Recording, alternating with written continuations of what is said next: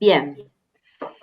Em, entonces, cuando Sandra me contactó y me propuso esta idea de trabajar sobre la ciudad y demás, confieso que en este momento en que las ciudades son un lugar en el que no podemos acceder eh, tan libremente como antes de esta pandemia, en algunos momentos me parecía como extraño estar hablando de esto, pero luego traté de ubicarme y creo que es el lugar desde donde hay que escucharlo y tomarlo en lo que va a venir a futuro cuando podamos solucionar todas estas cuestiones vinculadas con la pandemia.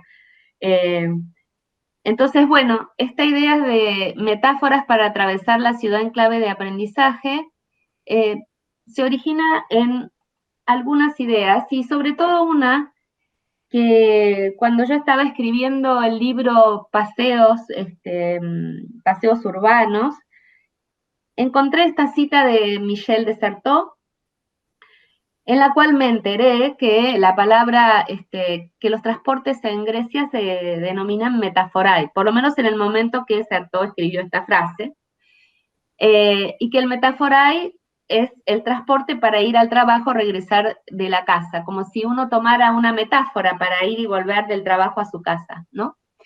Entonces, me pareció como interesante y muy ilustrativo esta idea de que era un viaje en la cercanía, un viaje desde la casa hasta el trabajo y regresar a bordo de una metáfora. Y entonces sigue la cita, los relatos podrían llevar ese bello nombre, cada día atraviesan y organizan lugares. Y este es un concepto interesante, organizar lugares. Los seleccionan y los reúnen al mismo tiempo, hacen con ellos frases o itinerarios, son recorridos en el espacio. Y con esta idea de recorridos en el espacio y la idea de metáfora, el autor Emanuel Liscano tiene un libro muy interesante que se llama Metáforas que nos piensan, y tomé algunas de estas ideas, ¿no? En la metáfora el imaginario se dice al pie de la letra, la metáfora es una tensión entre dos significados, y los dos están en cada uno, sin acabar de serlo, y que bajo cada concepto late una metáfora y que también arrastran sentimientos y valores. Entonces yo voy a tomar esta idea de la metáfora del viaje sin salir del lugar, que sería cómo podemos, en la práctica pedagógica, vuelvo a decir entre paréntesis, cuando las condiciones nuevamente nos lo permitan, aprovechar la metáfora del viaje para hacer viajes en nuestro territorio, viajes en nuestra ciudad, con los alumnos. Entonces quisiera que por un momento imaginen, esto que vamos a ver es un pequeño video muy cortito, que es como un viaje que estamos mirando, ¿sí? Después lo vamos a retomar.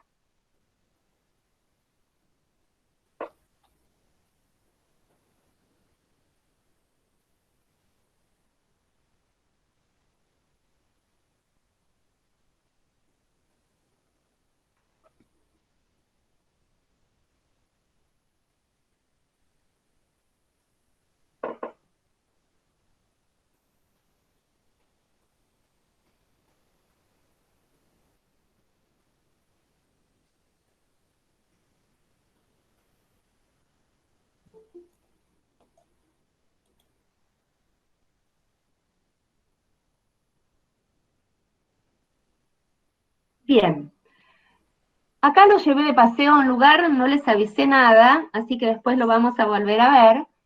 Eh, como si hubiéramos hecho un recorrido caminando por una vereda y mirando la otra, ¿sí? Y entonces vamos a tratar de retener algunos conceptos que tienen que ver con la noción de viaje. Un viaje es un pasaje de un lugar a otro, un desplazamiento, un estar en otro lado, otra realidad y un regresar. Siempre hay como una idea de frontera y el viajero, en esta división que a veces se hace entre turistas y viajeros, se define como un extranjero en ese lugar que visita, que a su vez es diferente a él mismo. Esto es un texto de Renato Ortiz. Nosotros vamos a imaginar entonces viajes que hacemos a pie, viajes que hacemos en la cercanía o en la misma ciudad en la que vivimos a pie. Y vamos ahora a recorrer un poco la historia de los viajes, del concepto viaje, ¿sí? Estos viajes que enriquecen el cuerpo y el espíritu, que permiten conocer algo extraño, inesperado, algo exótico, y que también implican riesgos y ritos. Veamos un poco de la historia. Primero tenemos los viajes de destino e iniciación, aquellos viajes en los que había que cumplir designios de los dioses. Por ejemplo, los viajes de Ulises, relatados en la Odisea, ¿sí? Había que cumplir determinadas asignaciones o designios, tareas, misiones que estaban estipuladas por los dioses para luego poder regresar al lugar de origen. Esto está recuperado en esta película que no sé si la conocen, pero que es muy interesante para trabajar el tema de los viajes, que es La mirada de Ulises, de Angelopoulos. En este caso tenía que ver con recuperar la mirada perdida, algo sucedido en otro momento de la vida. Luego tenemos los viajes de exploración. Siglo XIII, ejemplo típico, Marco Polo. Estos viajes en los que se iba a tierras muy extrañas y muy lejanas y donde comenzó este comercio y este intercambio de culturas, este intercambio de productos, de especies. También tenemos los viajes de investigación, que serían los viajes de los naturalistas del siglo XVIII, en los cuales Darwin, Humboldt y muchos otros, en sus cuadernos de notas, acá tenemos la página 36 del cuaderno de notas de Darwin, acá tenemos los cuadernos de Alexander von Humboldt. En esos viajes lo que se quería hacer, por el momento además histórico, era clasificar, o sea, analizar y observar todo lo que había en el mundo, clasificarlo y ordenarlo. En simultáneo con esos viajes tenemos unos viajes que eran de un grupo muy particular, que eran los diplomáticos, políticos y abogados de la aristocracia inglesa, que organizaban para sus hijos lo que se llamaba el Grand Tour. Era un viaje de conocimiento tutelado, o sea, no era un viaje al que se iba solo, sino que se iba acompañado con un tutor, y el objetivo era formar a los diplomáticos y una de las metas de estos viajes era conocer las antiguas civilizaciones o las ruinas de las antiguas civilizaciones de Grecia y Roma. Acá vemos un cuadro clásico planificando el Grand Tour. Acá lo vemos a Goethe, por ejemplo, con su libro Viaje a Italia. Y acá vemos una película, digamos, contemporánea que también retoma esta idea del Grand Tour. Es un viaje británico del 85 de James Ivory. También tenemos los viajes románticos, y de esto hay mucho relato estético y literario, y además hay mucha pintura, como vemos este cuadro de Friedrich. Podemos llegar entonces a lo que sería también el antecedente del cine, que son los llamados panoramas del siglo XIX. Este es en Inglaterra, digamos, dice 1792, pero digamos se definen mucho en el siglo XIX.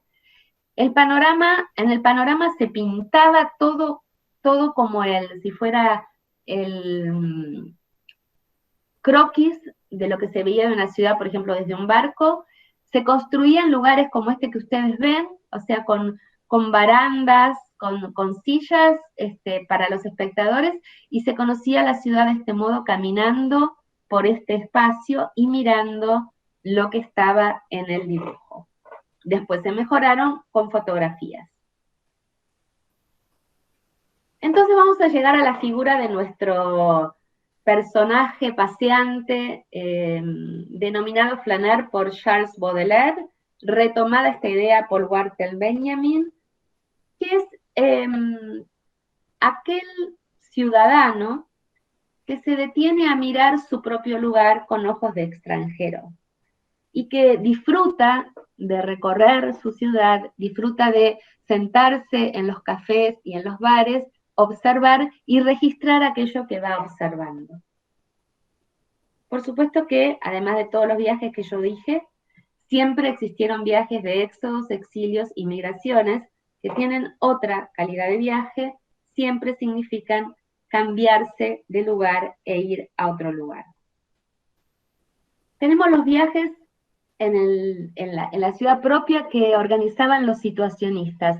Los situacionistas eran un movimiento de arquitectos y artistas de mediados del siglo XX hasta los años 70, que organizaban lo que ellos llamaban las derivas. Las derivas era caminar por la ciudad dejándose arrastrar por las influencias del entorno.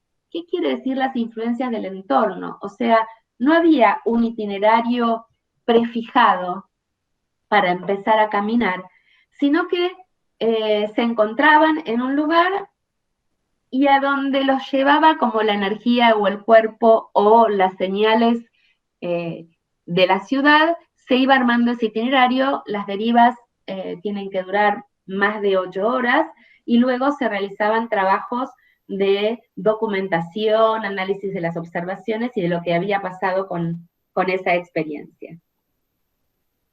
En la actualidad existe el grupo Stacker, que tiene una página que se llama Observatorio Nómade, que realizan prácticas similares a esas que conté de la deriva, que lo denominan pensar con los pies, y que antes de tomar decisiones urbanas sobre un espacio, acá ven a los estudiantes que están en este grupo, realizan muchas acciones y muchas caminatas y campamentos estando en los lugares para luego tomar decisiones vinculadas con proyectos urbanos. Y acá rescato lo que es la noción de activismo urbano. Jane Jacobs, que era una activista norteamericana protestando aquí contra la demolición de una estación antigua, y las caminatas Jane Jacobs se siguen haciendo en distintos lugares del mundo. En Buenos Aires hay, no sé si en Brasil hay. Y acá me quiero detener en un texto de Cortázar, que también representa como un poco esta idea de cómo detengo algo del tiempo y convierto ese espacio en otra cosa.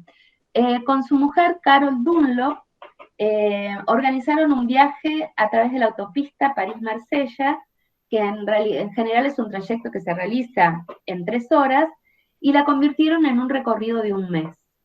Y entonces, como pueden leer en esta diapositiva, estas son, decía él en otoño del 78, las bases de la expedición, con las siguientes reglas del juego: cumplir el trayecto de París a Marsella sin salir ni una vez de la autopista, explorar cada uno de los paraderos a razón de 2 por día, pasando siempre la noche en el segundo sin excepción, efectuar relevamientos científicos de cada paradero, tomando nota de todas las observaciones, e inspirándose en los relatos de viajes, escribir el libro.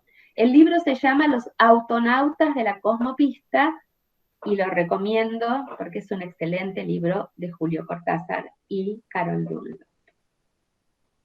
Acá vemos el mismo ejercicio, esta vez en una obra de un artista argentino, Jorge Macchi, que lo que ustedes ven es el trazado de las líneas de subte, y lo que ven como imágenes, fotografías o textos son todas las como descubrimientos o anotaciones o registros de este artista que decidió tomar sus viajes en subterráneo de este modo, como recién vimos el ejemplo de Cortázar. Y entonces luego lo documentó en esta gran obra que tiene, atrás está como el perfil de la ciudad de Buenos Aires, y él fue ubicando como esos hallazgos de ese día, o de esos varios días. Todas estas ideas retoman un poquito una idea que en su libro Crónica de Berlín, Walter Benjamin cuenta que quiere organizar el espacio de su vida en un mapa y marcarlo con distintos colores, y marcar entonces todas las casas de sus amigos y amigas, todos los espacios de reunión, los lugares donde pasó la noche, los bancos del parque, el camino a la escuela, los cafés, o sea, todo lo que es significado, importante y significante en su vida. Acá tienen, por ejemplo, un ejemplo, ¿sí?, de cómo podría ser. Es un ejercicio atractivo que invito a que hagan, que es tomar el mapa de la ciudad en la que ustedes están y hacer ese ejercicio desde el momento, digamos, que la habitan, ¿sí? Si es que nacieron ahí o si fueron a vivir ahí, porque también uno aprende como una serie se da cuenta de ciertos circuitos por los cuales uno transcurre más y cuáles son más inexplorados. Entonces, ahora bien, luego de esta presentación, así como un poquito veloz por la historia de este concepto de viaje, vamos a ver qué equipaje y nuevamente qué metáforas necesitamos para pasear. Y acá tomo una cita de Michel Onfray, filósofo francés, que dice: la riqueza de un viaje necesita con anterioridad la densidad de una preparación. En el viaje descubrimos solo aquellos de lo que somos portadores. Y retomo esta frase porque cuando yo antes les mostré ese video muy velozmente, no sé cuánto habrán podido retener o recuperar. ¿Alguien me quisiera decir algo de esa primera vista? Si se acuerdan algo. Sim. Por ejemplo, As portas. puertas, sí. Eu acho que eu vi um guarda-chuva, uma sombrinha. Não Ok, sei o que sí, mais. Um banco. sí. Não me lembro mais. Bueno, ¿alguien más quisiera decir algo? Havia crianças, Sí, havia janelas, ventanas, sí, Cages, ruas. sí. Escaleras, Escaleras, sí. O que mais?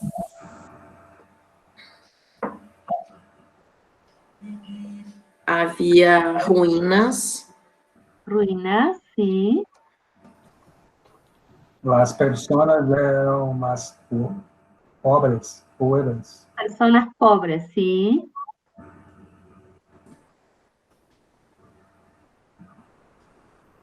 Bien, en un rato lo vamos a volver a ver nuevamente, pero voy a recuperar como estas ideas que ustedes tuvieron de ese, así como viaje inesperado por el cual los hice pasar.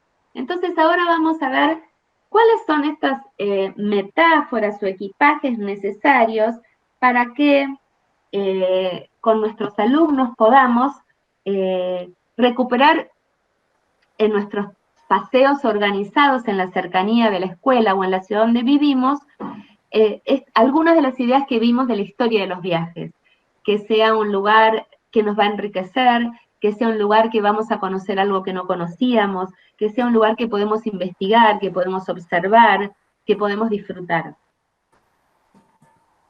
Entonces, el concepto sería que vamos a pasear dentro de una idea de práctica pedagógica y que vamos a tratar de analizar y descubrir algo que en general cuando uno lee sobre una ciudad, un texto de un arquitecto o un urbanista, ve claramente la descripción de lo que Richard Sennett diría de las piedras, o sea, las calles, los edificios, las construcciones, la historia de cómo fue cambiando ese nivel de construcción, ese nivel de casas, o las funcionalidades de la ciudad, lo que antes era un centro histórico se convierte por ahí en un lugar turístico, deja de ser un centro de trabajo, etcétera.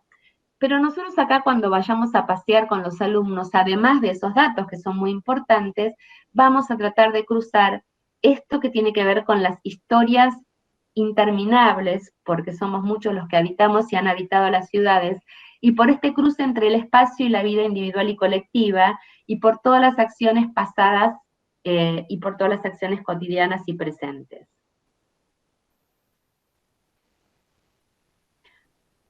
Entonces si vemos esta escena, por ejemplo, de este señor pasando delante de una calecita justo en nuestra caminata, esto podría ser objeto de muchísimas reflexiones. Ese señor, por ahí, cuando era niño iba a esa calecita, por ahí ahora lleva si tiene algún nieto o nieta, o por ahí nunca se subió a la calecita, etcétera, etcétera. Y esa calecita por ahí no estaba ahí o está desde siempre, como les digo, innumerables historias. Entonces vamos a tratar de aprender de los lugares propios desde la mirada del viajero y vamos a trabajar la noción de lugar. Hay muchas reflexiones de especialistas australianos, Malpass, sobre lo que es el lugar y cómo lo definen como el cruce entre el espacio objetivo y subjetivo a la vez.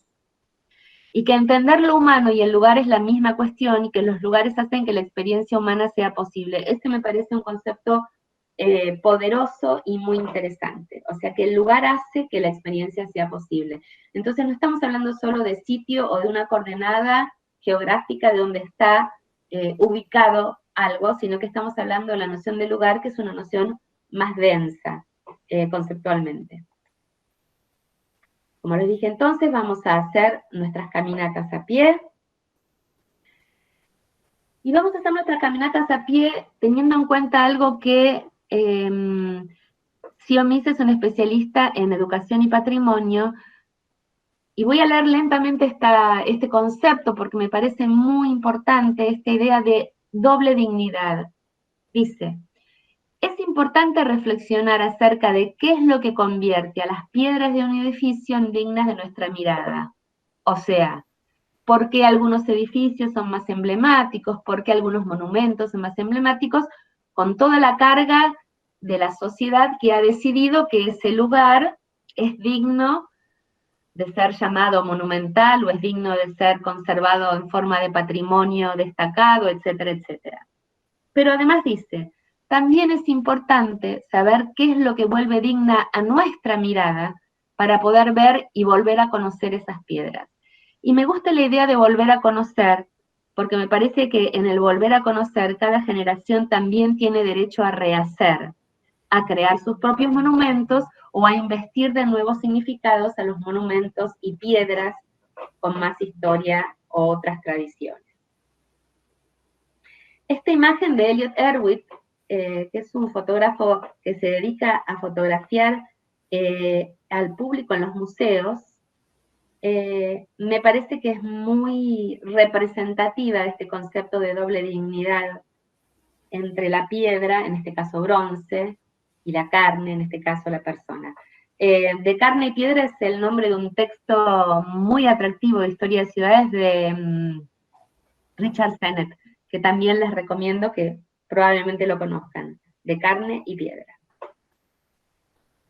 Entonces, vamos a organizar nuestros viajes. Entonces, uno general pasea con un mapa, ¿sí? Nosotros vamos a tratar de pensar que además tenemos unos mapas que son personales, ¿sí? Y que sobre un mapa se efectúa nuestro primer viaje, el más mágico y ciertamente el más misterioso. Vamos a decidir por dónde vamos a ir a pasear. Acá otra obra de Mackie, con esta idea de mapas y calles superpuestas, ese momento previo en el cual todavía no sabemos bien por dónde vamos a ir. Y podemos imaginar distintos itinerarios de nuestro paseo. Y cuando yo digo imaginar distintos itinerarios, digo que estos trabajos, dependiendo de la edad de los alumnos, uno los hace con ellos. O sea, para que no suceda esta sorpresa que yo les dije, les pasé la película y entonces quedan unos recuerdos así como muy fragmentados de lo que les quedó en la memoria velozmente por la sorpresa, para que para los alumnos nuestras caminatas no sean sorpresa, tenemos que planificarlas con ellos. Y esto se planifica desde niños de jardín hasta jóvenes y adultos, digamos. ¿Cómo imaginamos estos distintos itinerarios? Según los objetivos, ¿sí? Podemos querer hacer un itinerario que sea atravesar un territorio, que sea abrir un sendero, que sea reconocer un lugar, que sea inventar una geografía, que sea muy orientado de orientarse, o que sea muy de perderse, como recién les conté lo de la deriva, que sea trazando una forma especial en el espacio, caminamos haciendo un círculo, que sea solo percibiendo sonidos o solo guiándose por olores, vagabundear como perderse, captando el lugar, que sea un viaje de colección de objetos, eso hacían mucho también los situacionistas, y este artista Maki en esa obra tenía objetos que había recogido en ese viaje, que sea recogiendo frases de carteles publicitarios, observando a la gente, etc. Posibilidades infinitas de cómo imaginamos nuestros itinerarios. Esta es la ciudad de ustedes, ¿verdad? Sí, Sí. internamente. Bien, entonces, ¿cómo imaginamos, por ejemplo, un itinerario en esta calle, que yo no conozco, que ustedes sí? Sim. ¿Cómo podemos inventar un recorrido que la saque de ese recorrido habitual por donde todos ustedes tal vez están acostumbrados a hacer, que es para ir de un lugar a otro? ¿Sí? Entonces, ¿cómo convertimos los lugares cotidianos en lugares de exploración? Podemos deambular entonces con esta mirada que yo les digo poética, curiosa, sensible, por supuesto informada y emotiva para poder ver las historias de vida en la ciudad y perseguir los pasos entre lo real y lo imaginario y encontrar algunas llaves en ciertos lugares. En toda ciudad hay lugares que se denominan como lugares con más intensidad. En esos lugares nos tenemos que apoyar. Pero para encontrarlos o para volverlos disponibles o para volverlos con carga conceptual, además de poética, necesitamos tener una observación disponible a esto. Este es un ejemplo de cómo tener la observación disponible. Es una calle en la ciudad de Berlín y es un niño, tal vez, que dibujó, o un adulto, esto yo no vi a quién lo dibujaba, pero esta idea de convertir una rejilla de desagüe, ¿no? En la vestimenta, ¿cómo se dice en portugués? Blusa. Blusa, en la blusa de un niño, me parece que también es una imagen que condensa esto que que estoy tratando de contarles, transmitirles y que después vamos a conversar. Esta observación disponible para encontrar este tipo de evidencias. Entonces, Walter Benjamin también decía que para experimentar una zona como paseante había que ingresar y abandonar el lugar por los 4 puntos cardinales, comenzar por los bordes y los márgenes y finalmente abordar la zona central. Y acá también es una plaza de Londrina. Sí. Bien, entonces, el ejercicio de entrar a una plaza por los 4 puntos cardinales también es un ejercicio que les propongo que ustedes hagan un día que estén cerca de esta plaza u otra, porque de verdad la perspectiva es muy diferente. Uno también a veces, esto les habrá pasado, que uno a veces está caminando por una rúa, por una calle, y de repente mira enfrente y dice, eso es nuevo, y en realidad eso por ahí está hace 50 años. Y uno por esa calle viene caminando desde hace 30 o 40. Bueno, eso tiene que ver con esto que decimos de esta observación disponible, esta observación detenida y esta intención de convertir este lugar propio en un objeto de información. Entonces, hacer el ejercicio de caminata alrededor de una plaza y entrar desde cada una de las esquinas hasta el centro, volver a salir y entrar por la otra esquina y por la otra y por la otra, es una experiencia en sí misma que también abre como muchos nuevos mundos. Y lo de los bordes hacia el centro también, porque también en las plazas vieron que cuando uno más se aleja de lo que es la circulación de los automóviles, entra por un rato como en otra situación y otra dimensión en relación a la vegetación, a la fauna, ¿sí? Y acá tomo a Milton Santos, que ustedes lo conocen, porque me parece que tiene 2 conceptos interesantes. Uno es autonomía de existencia y otro es autonomía de significado. Y reconocer estas diferencias en la ciudad que uno habita, o sea, ¿qué es ¿qué es eso que tiene autonomía de existencia? Porque está casi como desde el origen de la fundación. En Buenos Aires, el trazado de las calles digamos, de gran parte de la ciudad, sobre todo digamos, de las primeras 15 manzanas hacia el interior y en el frente del río, que es lo que corresponde con el plano de Garay, el segundo fundador de la ciudad de Buenos Aires, son las mismas que están ahora.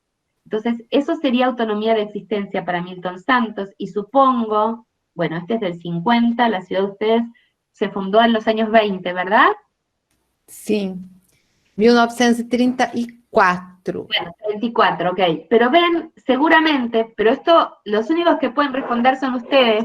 O sea, si la ubicación de esta iglesia, por ejemplo, antes había otra iglesia, pero siempre hubo una iglesia. Eso pasa con la Catedral de Buenos Aires y muchas iglesias de la ciudad de Buenos Aires que están desde el 1500, de cuando se funda la ciudad y se decide que los dominicos están en un lugar, que los jesuitas están en otro y demás, y ahí construyen sus iglesias. Esas iglesias en el centro de la ciudad permanecen en el mismo solar, en el mismo terreno, ¿sí? En la misma manzana.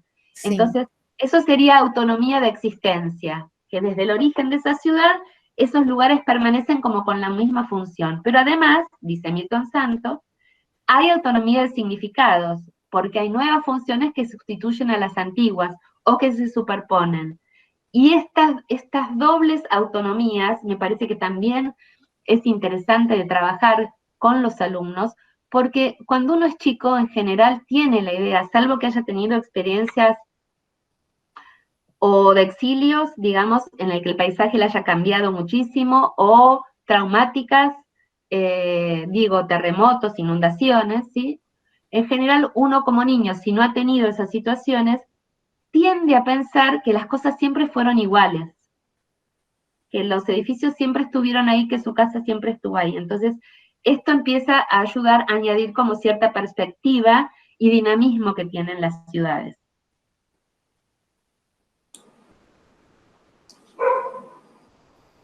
No sé si es, por ejemplo, si esta imagen que es del 63, ¿cómo está ahora en Londrina? ¿Está parecida? Sim, algumas coisas. A caixa d'água no primeiro plano é exatamente igual. Os Claro. edifícios maiores também. Esta é uma avenida que foi construída, Avenida Higienópolis, e ela foi construída no auge do café. Então, hoje ela já está bem alterada, né? Claro. Se bem que, pelo que eu estou vendo aqui, não é Higienópolis, né, gente? Não, é a Benjamin Constant. Não, é a Rua Sergipe. É a Rua Sergipe? Ah, tá é a bem. Rua Sergipe que fica no alto aqui. E esses edifícios dão ali na Duque de Caxias, da Quintino. Mas a caixa é na esquina com a Higienópolis, né? Sim, sim. Bien.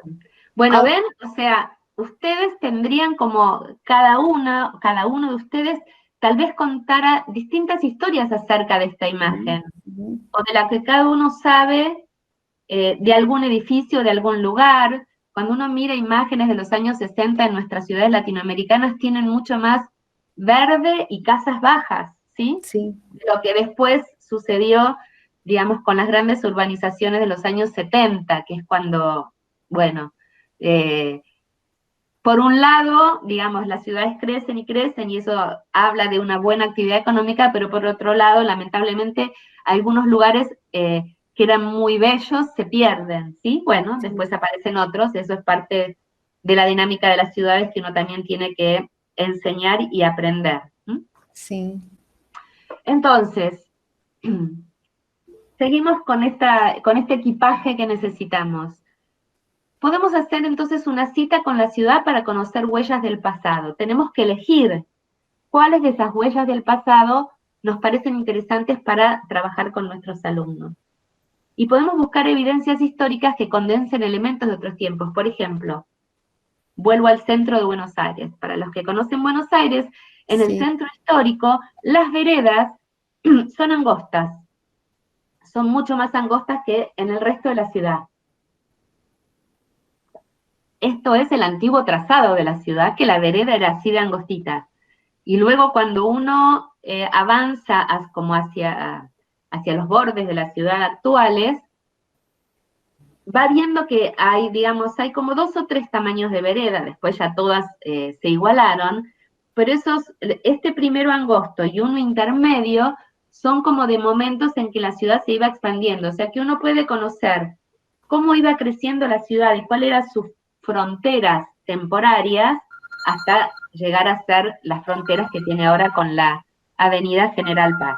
Pero bueno, este tema del ancho de las veredas permite, si uno hace un ejercicio, por ejemplo, con los alumnos, de lo que se llama la inteligencia somática, cuestiones kinestésicas, de ver de qué modo caminamos en una vereda que es así de angosta, qué nos pasa con la gente que viene de frente, distinto a si la vereda es más ancha. Y entonces poder imaginar un poco, tal vez, cómo era transitar por la ciudad en determinados años.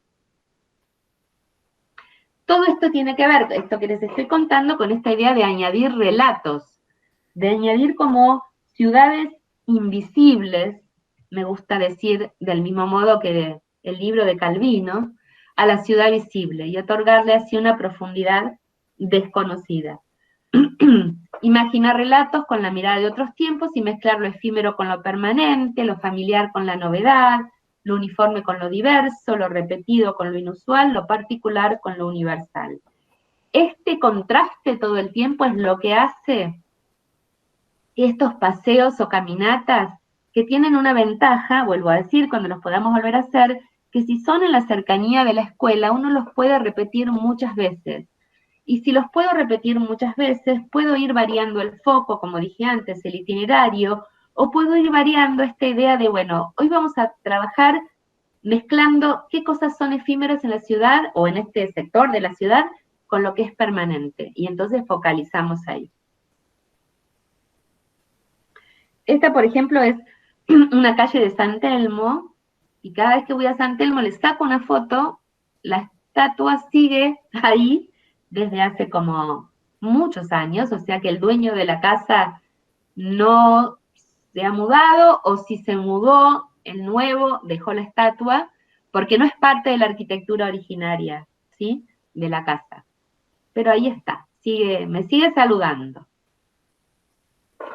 Entonces, ya vimos una cuestión que tiene que ver con esto, decíamos, de lo que tiene más que ver con la piedra, y ahora vamos a ver algunas cuestiones que tienen que ver con esto que recién les dije, vinculado con lo de las veredas. Manuel Delgado trabaja mucho sobre lo que tiene que ver con los movimientos de la gente en las ciudades, y lo vuelvo a decir y digo, bueno, ahora los estamos, por lo menos en Buenos Aires, estamos recuperando, pero bueno, la pandemia suspendió todo esto, ¿sí? De un modo así como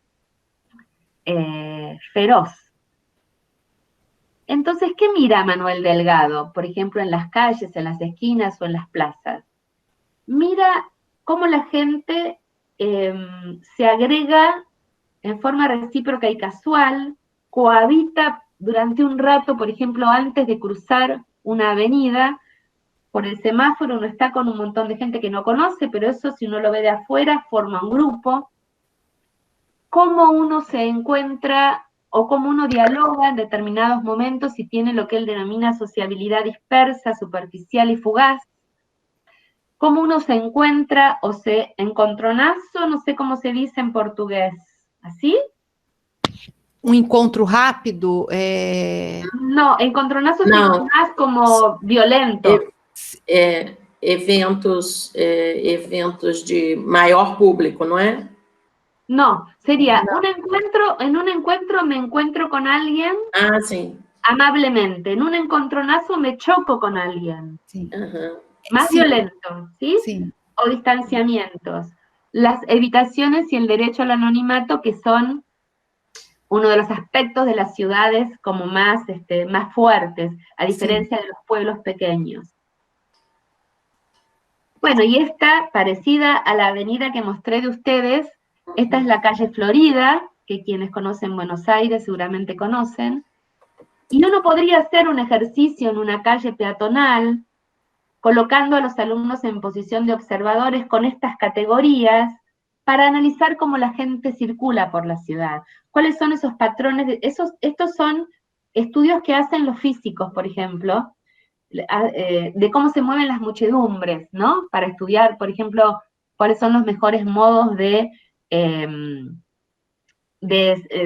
desalojar un recital donde hay mucha gente, o un concierto, ¿sí? Donde hay mucha gente, o un espectáculo deportivo, cuáles son los mejores modos de desalojarlo en forma segura, ¿sí? Entonces, para eso estudian cómo la gente, por ejemplo, circula, sobre todo en situaciones así como de peatonales.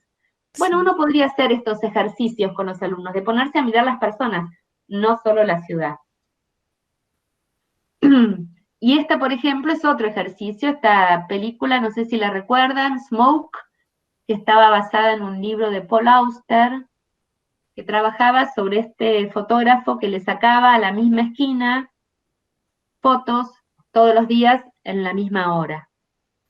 Este también es un ejercicio que uno puede componer con los alumnos, hoy en día con los celulares, todavía mucho más sencillo, que es sacarle imágenes a un mismo lugar durante determinada cantidad de tiempo y después tomar ese material como documentación para analizar sobre todo lo que tiene que ver con las actividades humanas, pero también si ha habido variaciones en el espacio urbano. Entonces acá, en esta idea de que le sacamos, por ejemplo, imágenes a un mismo lugar, a distintas horas del día, en distintas estaciones, con distintas temperaturas, todo esto tiene que ver con que además de esos recorridos es interesante incorporar los matices que traen esto, los cambios de horario, los perfumes de las estaciones, lo que se escucha, la condición meteorológica, lumínica, térmica, la vegetación antes y después de la lluvia, la deriva de los cursos de agua. Por ejemplo, esta medianera en la ciudad de Buenos Aires, en invierno, está totalmente seca, como acá la ven en este costado. Y en primavera-verano pasa a ser una pared verde. Y luego vuelve a secarse y así. Y acá lo traigo nuevamente a Walter Benjamin porque me parece que si algo tiene que tener el diseño de estos recorridos por nuestro territorio, es esta idea que él describe cuando Walter Benjamin tiene unos relatos, bueno, el de París es el más conocido, el de Crónica de Berlín que antes le comenté, y también tiene una crónica de Nápoles y otra de Moscú. Y es bien interesante, hay un libro de un argentino que se llama Martín Coan, para cuando lo puedan conseguir, que analiza estas 4 modos de contar ciudades de Walter Benjamin, y en la de Nápoles, sobre todo, él habla de que lo que a él le sorprende, piensen que él había nacido en Berlín y vivió mucho tiempo en París. Cuando va a Italia, la primera sensación es como de estar abrumado, porque está todo mezclado, como dice él, ¿no? Por esta idea de porosidad de usos, que es una característica de nuestras ciudades latinoamericanas. Bueno, pero él no vino a Latinoamérica, entonces nuestras ciudades son mucha mezcla, a diferencia tal vez de las ciudades, del origen de las ciudades europeas, porque yo creo que con las inmigraciones los últimos años esto ha cambiado mucho. Pero es verdad que en el momento en que él escribe, las ciudades tenían como Berlín o París, tenían un orden que él en Nápoles no encuentra. Entonces decía que estaba mezclado el ocio con el trabajo, el comercio, el arte, la fiesta, el espectáculo, la prosperidad, la decadencia, lo sagrado, lo profano, lo público, lo privado, todo, la luz, la penumbra. Es bien interesante, vuelvo a decirles, si pueden tener ocasión de comparar cómo describe Nápoles, Berlín, Moscú y París. Esta imagen solo para ilustrar esta idea de porosidad de usos. Estos son restos de carteles diversos publicitarios en una especie así como de arte urbano. Texturas de las veredas, trazas de oficios y herramientas, huellas. Estas son todas las cosas que podemos observar. Y acá otro ejemplo de San Telmo. Acá, Sonia, me vas a ayudar con la traducción. Esto es una casa, hoy es una casa de antigüedades, pero antes, y está escrito en el mármol, era una casa que vendía utensilios y herramientas de decoración para fabricar cortinas, telas, ¿sí? Entonces, acá dice vainillas, festones, y acá dice bordados y plegados, ¿sí? Sim. ¿Se entienden las palabras? Sim, uma casa de decoração que vendia coisas para fazer cortinas, Exacto, bordados, né? exacto.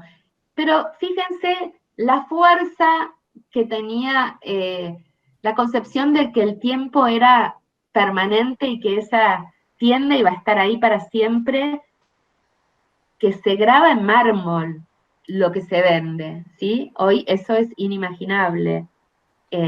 Y que por suerte los dueños posteriores de esta casa, que seguramente, digamos, San Telmo en esa época no era un barrio turístico, era un barrio que vendía elementos para fabricar cortinados o telas, ¿sí?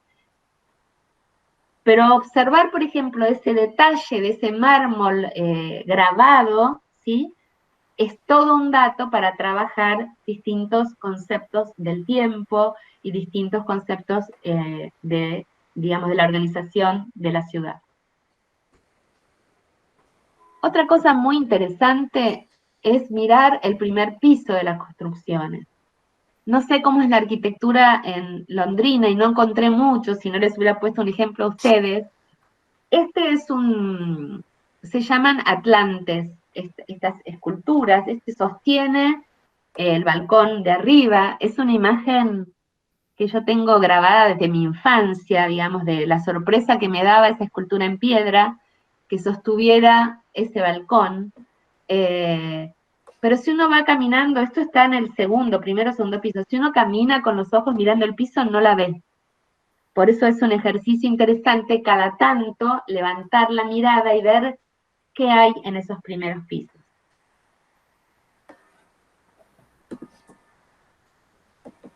Y este es otro ejercicio para salir siempre de la acostumbrada monumentalidad, que recorremos la ciudad para ver los monumentos, que es mirar los fragmentos, el sedimento, la miniatura, el intersticio, la grieta. Walter Benjamin en su descripción de París es muy elocuente alrededor de esto, y en la de Berlín también. ¿Qué son esas cosas que dicen otras cosas? Y acá hay un ejemplo, no sé si en londrina hablar, tal vez sí, que este es el perfil del edificio que estaba antes, y de las habitaciones que estaban antes, la decoración. Esto también permite hablar de otras historias, de cuando ese edificio estaba ahí, había gente que lo habitaba.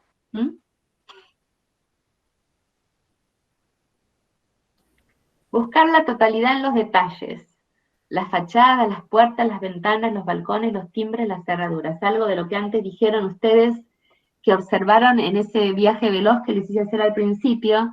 Dijeron puertas, dijeron ventanas, dijeron escaleras, ¿sí? Dijeron elementos de esta identidad, que son detalles del paisaje urbano.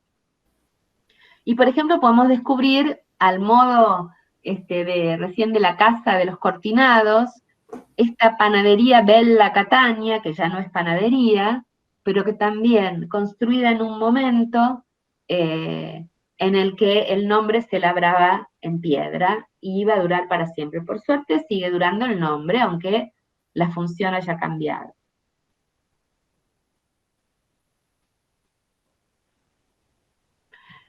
Contemplar los objetos urbanos muy de cerca hasta que entreguen sus secretos. Acá hay un ejemplo que a mí me parece muy ilustrativo también, es lo que se llama el patio andaluz en el Parque El Rosedal, en Buenos Aires.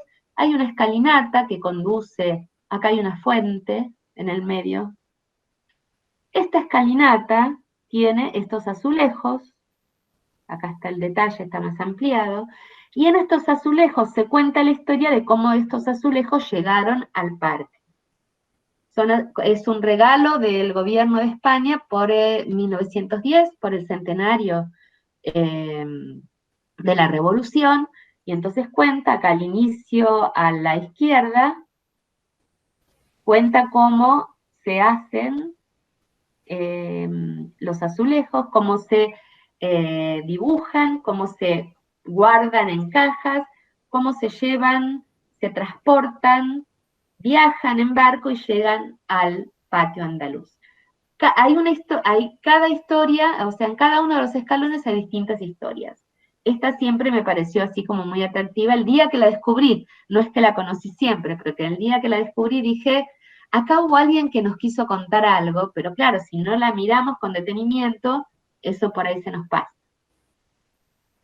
Vamos a volver a viajar entonces, ahora que tienen más equipaje, o tienen más disponibilidad de equipaje, metáforas de equipaje, los invito de vuelta al mismo viaje, y después que viajamos, me vuelven a decir lo que vieron, ¿les parece? Ahí voy.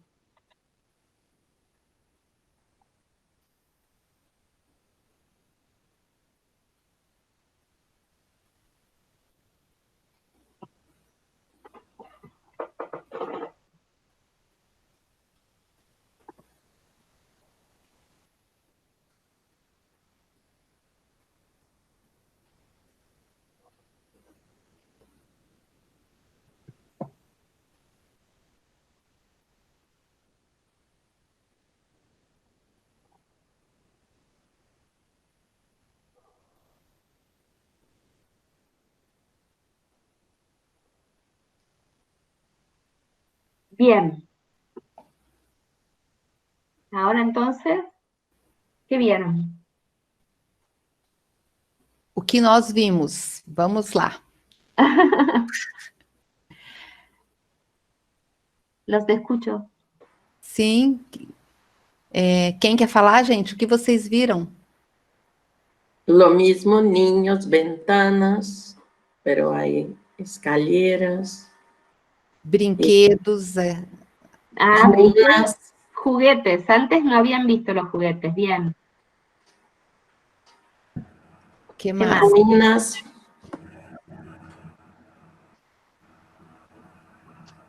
Eu vi. Me parece a criança tá com bolas de gude. Nossa. Janelas. O pessoal está escrevendo. Ok. Podem falar, gente, porque eu não sei se ela está lendo o chat. É só falar devagar que ela entende perfeitamente. Yo entiendo. Sim. Percebo as crianças interagindo frente às janelas, portas, calçadas. Uma área verde, um campo. Ajá. Eso no había aparecido, sí. uma fotografia da terra, Ok. Criança subindo a escada usando um chapéu de Papai Noel, bolinhas de gude também, as burquinhas. Sí. Então, Que mais? parece que o espaço é um espaço morto, usado com novos usos pelas pessoas, né? Ruínas e pessoas. Novo sentido para os espaços. Né? Ajá. Sim.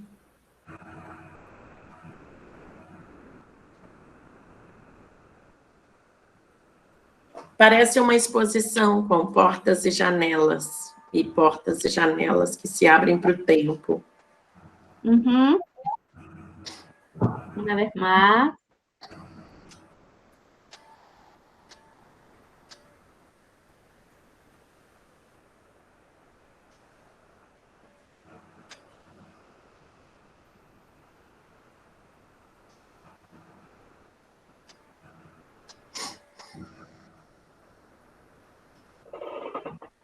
Tem alguns elementos de jogos também, né? Bolas de sinuca, peão, alguns brinquedos que aparecem no meio das imagens. Árvore. árboles, sí. Um teto destruído. Parece a montagem de várias janelas ou portas, uma ao Ajá. lado da outra. Así es, Uma parede, né? Uma parede com uma exposição. eso es. Es eso. Uhum. Bien, es eso. Es un ejercicio de collage, es un montaje de ventanas y de puertas, de niños sobre todo. Fue realizado como a comienzos de la pandemia, como niños en las puertas de sus casas sin poder salir, en el límite entre la ciudad y las casas, ¿sí? Bueno, vieron que en esta segunda tanda, que ya no estaban tan sorprendidos, pudieron encontrar como algunas cosas más. Entonces, cuando volvemos del viaje, una de las cosas más importantes que hay que hacer para que ese viaje que hicimos tenga esta entidad de práctica pedagógica es documentarlo, ¿sí? Entonces, ¿qué lazos hemos construido con la unidad de paisaje que visitamos? ¿Qué sensaciones le agregamos a nuestro equipaje? ¿Qué olores, sabores, colores nuevos hay en nuestros sentidos? ¿Qué texto es ahora este paisaje para nosotros? ¿Qué otros recorridos se nos ocurren trazar, realizar, imaginar? ¿Cómo podríamos dibujar nuestro propio mapa del lugar visitado? Ese es un ejercicio también interesante. Apenas regresar de una de estas salidas, al modo que se hacían los primeros mapas, se hacían después de navegar por el borde de una costa, se dibujaba como la traza o como la línea, ¿no? En función de cómo se iba moviendo ese borde entre la tierra y el agua. Entonces, inmediatamente, llegar y dibujar ese recorrido que hicimos, y después compararlo con los mapas reales. Y siempre va a pasar que dibujamos con más intensidad aquello que se quedó más grabado, o sea que ese ejercicio también es un ejercicio muy recomendable y que lo haga cada uno y luego armar el mapa como entre todos, nuevamente. Y es el momento como de, bueno, de cuando se escribían las cartas postales, es el momento de contarle a otro, uno es el ejercicio del mapa y otro es el ejercicio de la postal, que es contarle a otro cómo es ese lugar que acabo de visitar. Y entonces tal vez puedo contar de todos esos lugares cuál fue el más divertido o el lugar más serio, cuál fue como un lugar secreto. Puedo bautizar el lugar con otro nombre. Puedo describir desde dónde se veía más el cielo o el sol, dónde el lugar estaba como con más silencio o más ruido, desde dónde se vería mejor la luna. Esta ya es otra dimensión, ¿sí? Pero es para seguir siempre sumándole dimensiones a nuestros recorridos, y este último que tiene que ver con si hubo algún lugar de este recorrido que uno podría decir es un lugar que me puedo apropiar y que podría contarle un secreto a alguien. O sea, es un lugar en el que me siento bien como para contar un secreto. Esto nuevamente, estamos en el terreno de la metáfora, ¿sí? De la intimidad de la ciudad. Otro texto que es muy interesante para trabajar en este registro de la metáfora es Bachelard, Sí. que da como muchas ideas acerca de cómo trabajar con los espacios. Entonces, y esta para terminar, con una foto de Duasno, que se llama Los Hermanos, que me resulta muy linda por esta idea de que yo estaba diciendo que la caminata la hacemos a pie, pero bueno, acá están caminando con las manos, y eso me parece como bien interesante, en esta idea de plantearnos las actividades en el territorio como una herencia más de la que tenemos que hacernos cargo, y en consecuencia transmitirla para que todos los niños, niñas y jóvenes articulen sus narrativas con el lugar donde viven y ocupen el territorio que se merece. Bueno, acá termina nuestro paseo. Muito bom! Muito bom, Silvia. Muito obrigada por enquanto. Né? É uma viagem mesmo, um convite, né? Com uma condução assim bastante criativa, né? Bacana de acompanhar.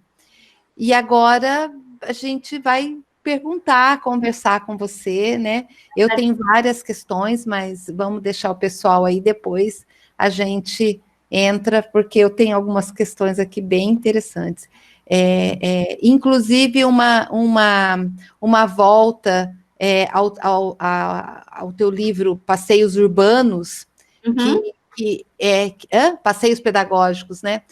Que hoje você me responde uma dúvida que eu fiquei em relação àquele livro e depois eu quero comentar. Mas, pessoal, quem quer fazer pergunta, quem quer começar, Bruna, tá aí para controlar o chat ou o Luiz controla? Pode ser, Luiz? Sim, a Bruna tá com gripe, né? Tá com licença. Tá. Bruna tá doente. Então, quem tem pergunta, pessoal? Por favor. Eu queria começar, então. Fala. Ser? Pode. Enquanto eu pergunto e ela responde, o pessoal vai pensando. Silvia, pode se apresentar, Luiz. Sim. Obrigado pela fala. Obrigado, Sandra, também por ter articulado, né, todo esse movimento. E a Sônia também. Eu sou estudante da UEL há muitos anos, né? Me graduei em História e na UEL, fiz mestrado na UEL e atualmente estou fazendo o doutorado na UEL e minha orientadora é a Sandra. Eu pesquiso pedagogias não tradicionais, né? Alternativas, né? Não tradicionais. Esse é o foco atual, né? Mas também sou cineasta, trabalho com cinema, tenho essa mania também de caminhar, né, de fazer documentários, principalmente com moradores e pessoas caminhantes. Tem um documentário mais ou menos sobre esse tema, né, que caminha por aí. Então é um assunto que me interessa demais, assim, né, e eu fiquei encantado com o seu livro, né, até eu ia pedir uma cópia para você, porque está realmente muito caro, mas como a gente já mandou o PDF, vou imprimir aqui, eu acho que sai mais barato, né, mas eu achei muito bonito mesmo o livro, muito bonito, esse dos passeios urbanos, né, pedagógicos. Passeios urbanos, a arte de caminhar com prática pedagógica, eu achei fantástico, assim, né, incrível.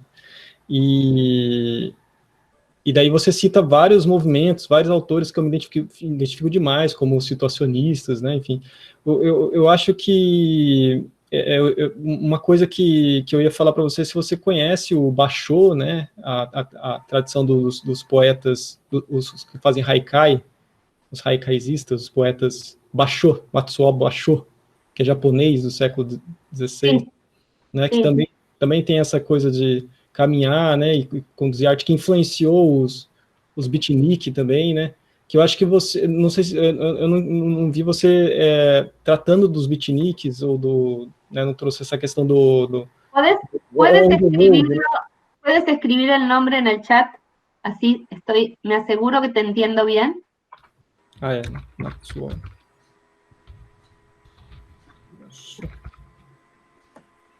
Sí, Amatsu Basho, sí, pero dijiste otra cosa luego. Okay. Eu falei do On the Road, né? On the Road, dos beatniks. Isso. Essa é uma pergunta, se você não incluiu eles porque você acha que distancia da sua pesquisa, ou porque eu acho que se aproxima demais, né? Isso que eu estou falando, né? Eu acho que a visão deles de fluir, conhecer e compreensão poética se aproxima demais, né? Não sei se por que você não... Ningún motivo en particular. Simplemente nada, ese marco en el que de autores que uno se mueve y tal vez después se encuentra con otros y dice, si hubiera escrito el libro, ahora los incluiría, pero bueno, ya está. Pero hay muchos movimientos, muchos artistas que trabajan con el tema de la ciudad. Imposible incluirlos a todos. Pero creo que lo más interesante es cuando uno encuentra eso, cuando uno encuentra réplicas o encuentra que otros hace mucho tiempo también vienen pensando lo mismo que uno o que esos autores. Creo que eso es una de las cosas como muy atractivas. Y hay muchos músicos y muchos más escritores, digamos, que se dedican al tema de... Hay un libro en portugués que se llama Au Flaneur. Sí. ¿Lo conocen? O sea, en Brasil hay mucho movimiento con esto y sin embargo yo no conozco todos esos autores. O mismo Renato Ortiz, qué sé yo, algunos con los que me crucé y entonces, bueno, podía hacer como sinergia o decía, bueno, esto va, pero desde ya que, bueno, por suerte a mucha gente le interesan estos temas. Sí. Pero no a tanta gente le interesan estos temas en la escuela. Interesan en la cultura en general, pero no en la escuela. Entonces, a mí me parece que lo interesante es meter esto adentro de la escuela. Sim. Nesse sentido que eu ia continuar, a pergunta das cidades-escolas. Aqui no Brasil tem um movimento, né, forte, que é a cidade-escola aprendiz. Cidade-escola aprendiz, né, que tem essa coisa de um conceito, né, de cidade-escola, né. Não sei se você conhece, estuda ou já ouviu falar desse movimento, né, que é um movimento mundial também. E por último, né, a minha pergunta o que você acha no sentido do impedimento, aí é uma outra questão, do impedimento ao acesso à própria vivência na cidade, né? A Sandra fala bastante disso, né? Discute bastante isso. E eu estou aqui morando, como eu falei, né? Morando agora em Ilhabela, né? Eu percorro aqui o litoral, as praias, né? E pouquíssimos espaços são acessíveis ao público, na verdade, né? Vamos dizer, um paraíso impedido, né? Você tem quilômetros e quilômetros e quilômetros de muro, na verdade, né? Você consegue acessar uma praia ali ou outra, né? Onde fica acumulado aquele monte de gente e aquele monte de muro, né? Aqueles muros, né? Gigantescos que na verdade, privatizaram o espaço, né? Então, nesse sentido que eu estou falando, assim, a Londrina tem muito disso, né, das periferias, muito distantes, né, enfim, que dificultam o acesso à vivência dos centros urbanos, dos espaços culturais, né, do centro. Tem inclusive uma companheira nossa de estudo, a Juliana, que fez esse enfoque, né, no mestrado dela, bastante forte, das crianças caminharem até o centro da cidade e não reconhecer aquilo como uma cidade delas, né? Enfim, porque houve um impedimento de contato, assim como eu me sinto, né, na impossibilidade de acessar a cidade que eu moro aqui atualmente, né? Então, o que você acha nesse sentido, nesse campo de estudo mesmo, né, que você traz como abertura, né, de compreensão mais poética, mas também trazendo para esse lado mais político, né? Essa é a segunda parte da minha questão. Sí. Viste que la última frase con la que terminé la presentación era que los chicos merezcan la ciudad. Sí. Ese es un texto de Lefebvre, ¿sí? Merecer la ciudad. Es un viejo texto. Sí. En el que habla de la desigualdad y en el que habla del impedimento, o sea, habla de todo eso. Y me remito también al movimiento de Jane Jacobs como activista social. O sea, esto es algo en lo que yo creo, no sé si es fácil, no se puede hacer en todos los lugares, pero creo que un camino para las nuevas generaciones, además tan preocupadas por los ecosistemas, el cambio climático y la preservación del mundo. Ya no es solo del lugar donde uno vive, sino ya ahora estamos hablando del mundo. Me parece que el camino de que los niños, las niñas y los jóvenes conozcan los problemas que tienen sus lugares, además de sus bellezas y sus niveles, pero por ahí yo exagero con la poesía porque me parece que ese es un modo de amar el lugar, digamos, que hay que combinar las dos cosas, como ese amor con reconocimiento del problema, porque si no, si solo es el problema y el drama, es como difícil. ¿Cómo me comprometo con eso? Que solo me parece un problema en el cual parece que tengo poco que ver. Entonces, creo que es complejo, creo que se empieza desde chiquitos, creo que es tan importante conocer bien el lugar donde ellos están, aunque sea una periferia, y también el centro. No creo que el valor solo está en el centro. Tal vez yo mostré ejemplos del centro de Buenos Aires solo para que a ustedes les resonaran más los que conocían Buenos Aires, pero no porque eso uno no lo encuentre en los distintos lugares de la ciudad, incluidas las periferias o los suburbios. Entonces, creo que la dinámica urbana se puede conocer en cualquier lugar. Seguramente vamos a conocer distintas cosas. Probablemente en un ambiente más de suburbio no vamos a encontrar un monumento de bronce, porque esa pedagogía de las estatuas corresponde a otro modelo urbano. Entonces, cuando vayamos más al centro de la ciudad y vemos esas estatuas colocadas por determinados poderes con determinados intereses, ahí entiendo otras capas. No es necesario que todas las partes tengan su estatua de bronce, aunque a veces los políticos pareciera que necesitan que haya plaza con estatua. Yo creo que ese modelo, por suerte, ya no está tan vigente como estuvo, por lo menos acá en Argentina hasta los años 80. Pero a mí me parece que hay que conocer el lugar propio y el que está un poquito más lejos, o la centralidad, como vos decís, y hay que trabajar en lo que tiene que ver con el activismo, o sea, ¿con qué cosas podemos activar? ¿Qué podemos defender? O sea, el ejemplo de Jane Jacobs lo traigo solo porque ella tiene más prensa, no porque sea la única, pero es el mismo ejemplo de esta jovencita que lucha por el cambio climático, que se me acaba de ir el nombre, ¿sí? Ya saben a quién me refiero. Eu não lembro o nome dela. Como é? Greta. Gracias, Greta. Es Greta, ¿sí? Entonces, puede haber muchas Gretas o Gretos entre los niños de nuestras aulas, en Brasil, en Argentina, pero tienen que tener información, y la información se la da nuestra generación.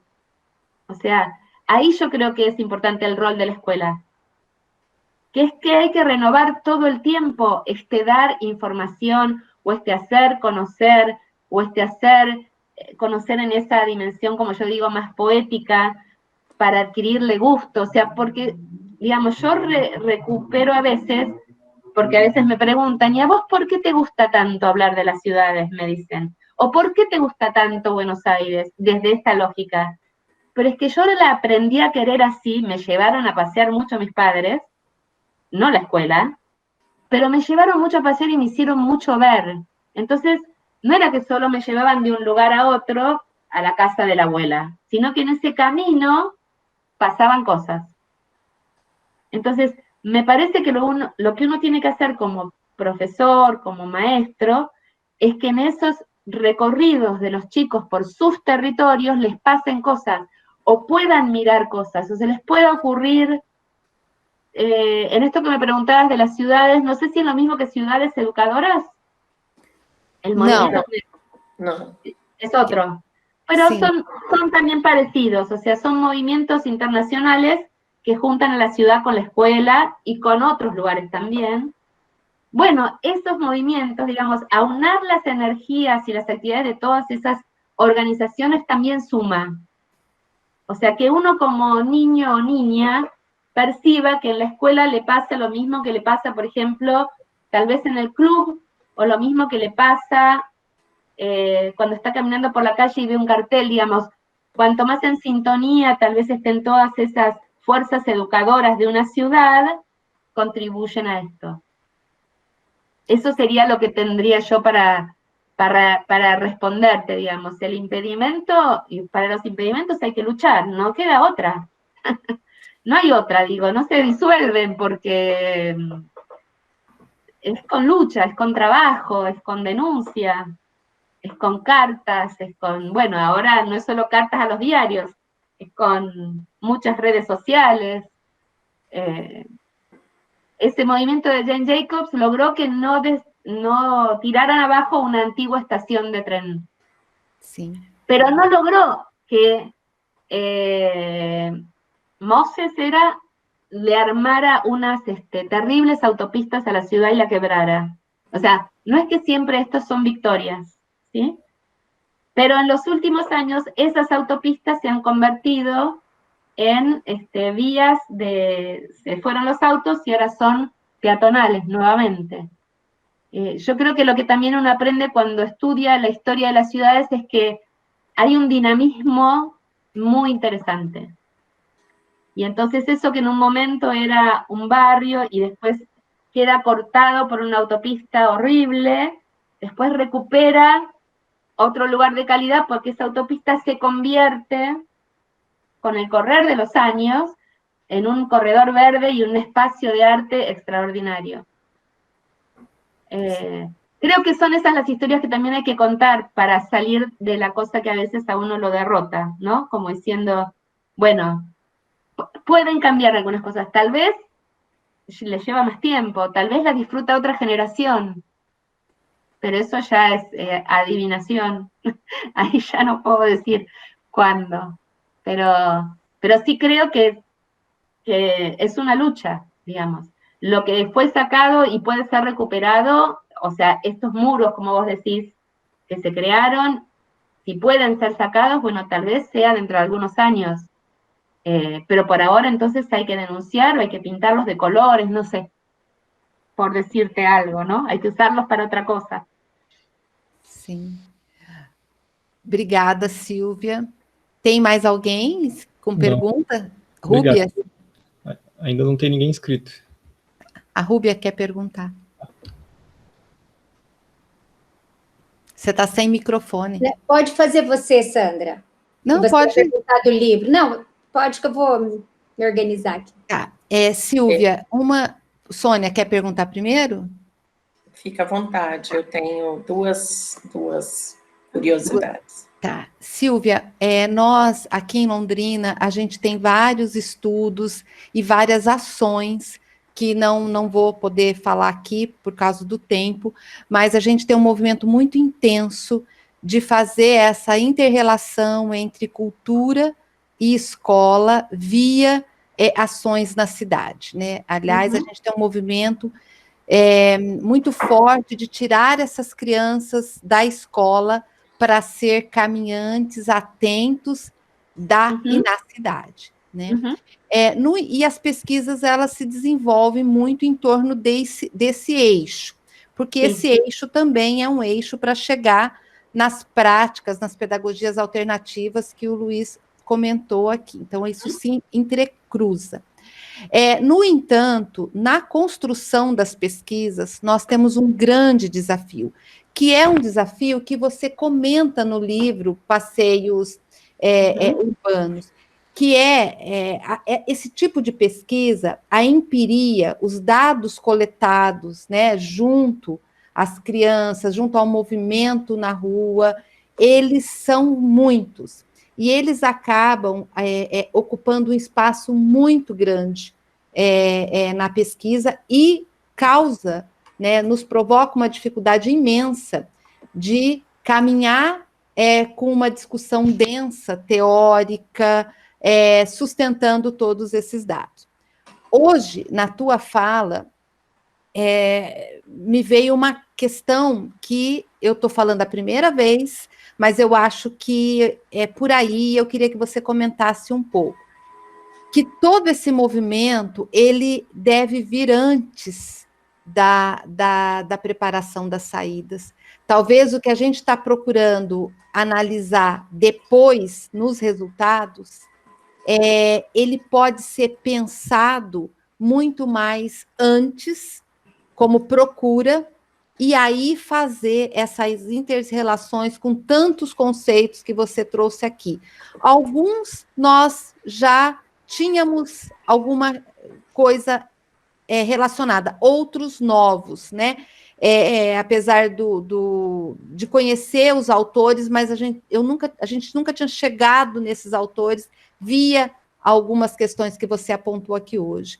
Então, eu queria que você falasse um pouco sobre esse tipo de pesquisa, sobre essa quantidade de dados gerados, né, a partir da criança, interpretando a rua, interpretando a cidade, interpretando os espaços, e quais as soluções que vocês têm, né, não sei se você tem experiência sobre isso, para afunilar isso no contexto de uma pesquisa acadêmica, porque o nosso grupo sofre uma crítica grande, no sentido de que infelizmente, alguns colegas têm uma interpretação de que a gente passeia com criança na rua. E como que isso vai virar uma tese, né? É brincadeira, mas é um questionamento absurdo que a gente sofre aqui no Brasil com esse tipo de pesquisa, muito grande, né? Queria que você falasse um pouquinho sobre isso. Bien. Oi? A Silvia... As minhas perguntas conversam com a sua. Talvez fosse interessante fazer de uma vez, porque ela faz uma conversa só. Pode ser, Silvia? Pode. Claro, claro. Sim. Então, Silvia, eu começo te felicitando. Você fez uma fala muito linda, muito sensível, muito empática.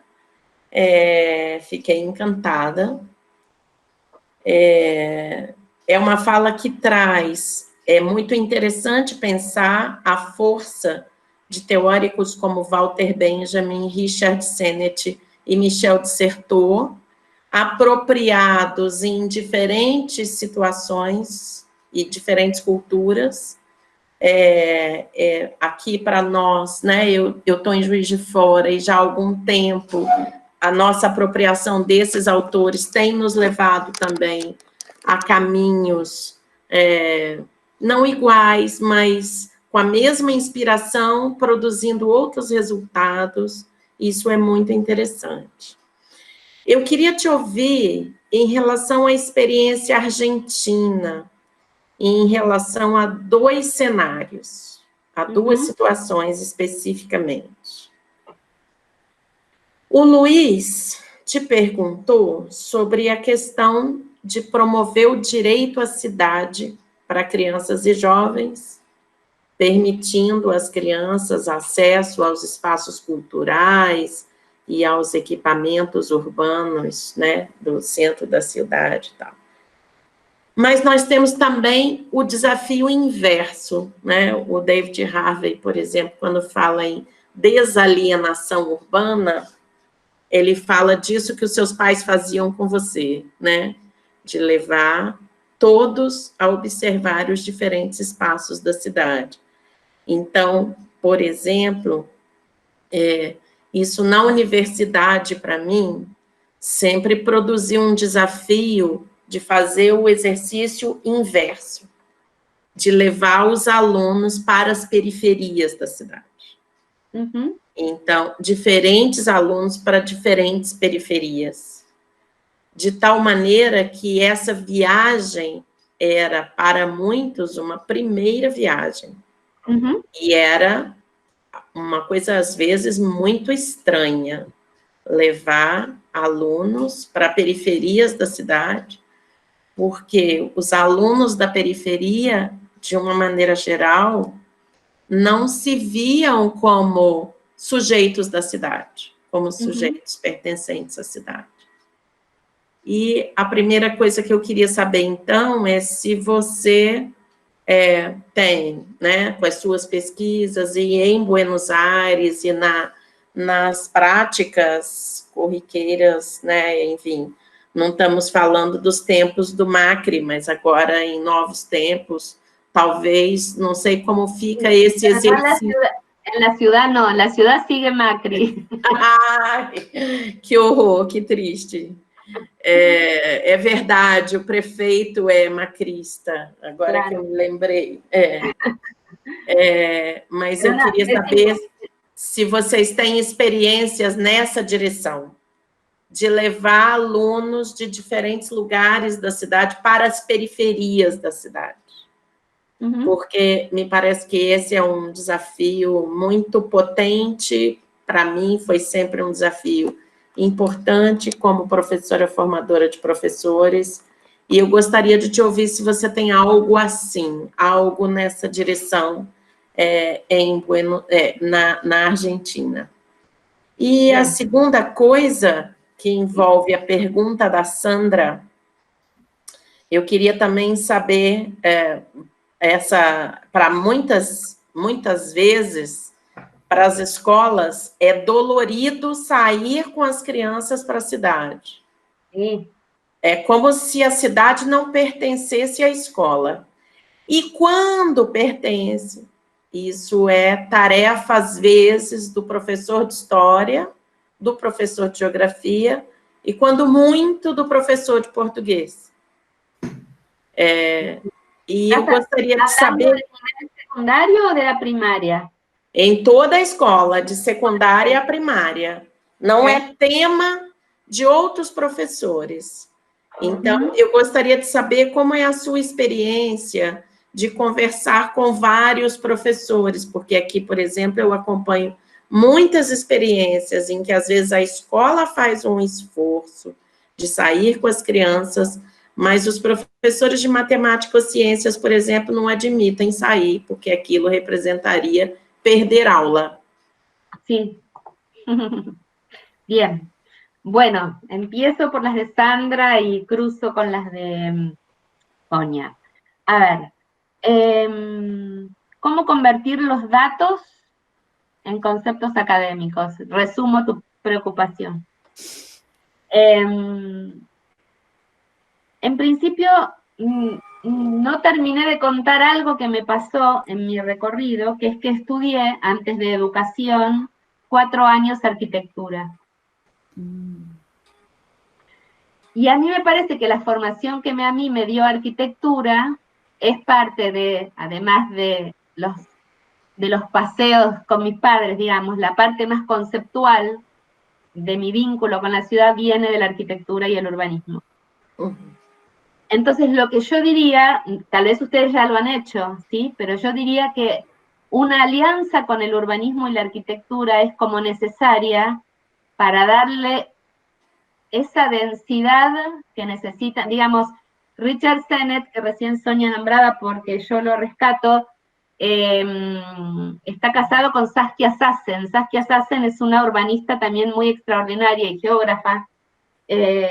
Cuando uno los escucha hablar, a algunos urbanistas, otros urbanistas, no, mejor perderlos, pero digo, hay algunos urbanistas como ellos o sociólogos que le dan una densidad al espacio urbano que a mí me ayuda a pensar estos conceptos. Y entonces ahora trato de contestarte. Es verdad que en el momento de la preparación los docentes tienen que tener, el docente no está nunca a ciegas, como yo les hice mirar la primera película.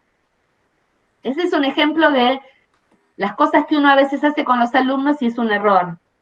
Los voy a llevar de excursión. Zoom, no explico nada. ¡Sorpresa! Los chicos llegan al lugar, no tienen nada con qué vincular nada, y bueno, se van a quedar, sí, con las sorpresas de eso que vieron. Tal vez una escalera, una ventana, una puerta, todo desvinculado. Vieron que en la segunda vez que ustedes vieron el video, hacia el final alguien dijo, parece un montaje, parece una exposición. O sea, le dieron una explicación a eso que al principio estaba todo suelto. Entonces, para que no esté suelto y no sea, cuando los chicos hablan de la ciudad, y esto lo sé también, no sé si en Londrina hay consejos de niños. Consejos de niños con la tradição de Tonucci. Sim, o que você está perguntando é a cidade, espaços de crianças. No, si hay consejos de niños que trabajan pensando la ciudad y luego esas ideas se elevan al prefeito. Sim, não há um conselho de criança, não. Entendi agora. É o comitê de crianças, né? Um comitê de crianças. Aquelas assembleias. Assembleias, entendi. Não temos. O Tonucci. Tonucci, exacto. Entonces, cuando yo trabajaba, nosotros organizamos las asambleas de niños acá en Buenos Aires, las primeras, pero el lugar más importante donde esto empezó es la ciudad de Rosario. O sea, un lugar de donde ustedes podrían aprender mucho es la ciudad de Rosario, porque la ciudad de Rosario es la única ciudad argentina que vinculó tanto el concepto de las asambleas de niños como el de ciudades educadoras en una política de prefeitura, ¿sí?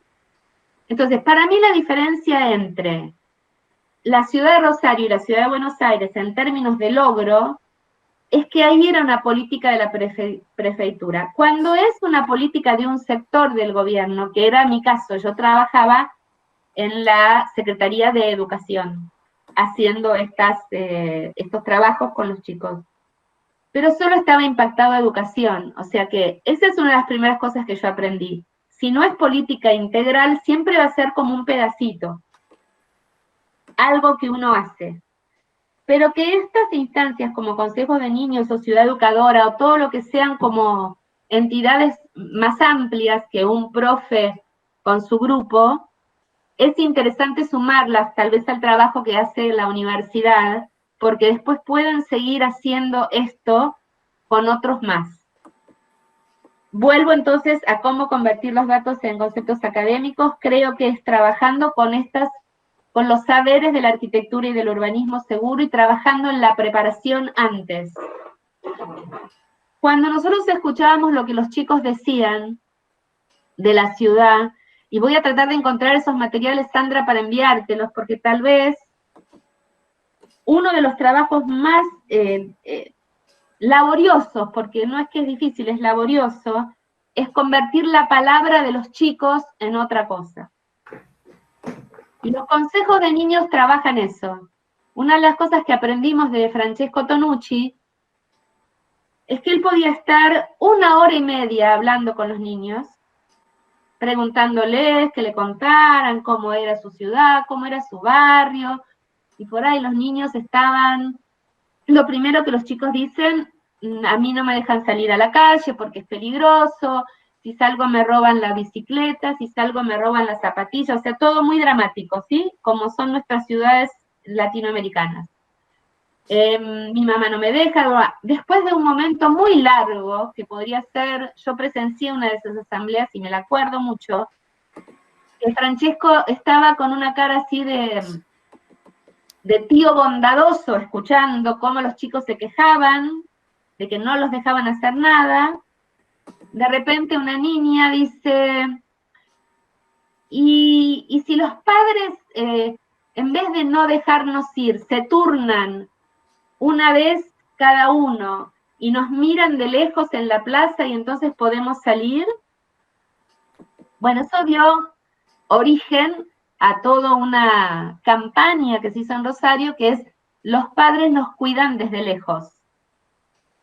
Porque ellos decían, eran chicos más o menos grandes, que tampoco querían estar con el papá y la mamá todo el tiempo al lado. Pero para llegar a eso, que después se convirtió como en acciones que se hacían en distintos barrios, y que entonces los padres se turnaban para cuidar a los hijos de varios, eso llevó mucho tiempo. Y es así, la palabra de los niños necesita ser primero esperada, respetada, y después, cuando uno la escucha durante mucho tiempo, encuentra como categorías que son bastante transparentes finalmente, solo que no aparecen al principio.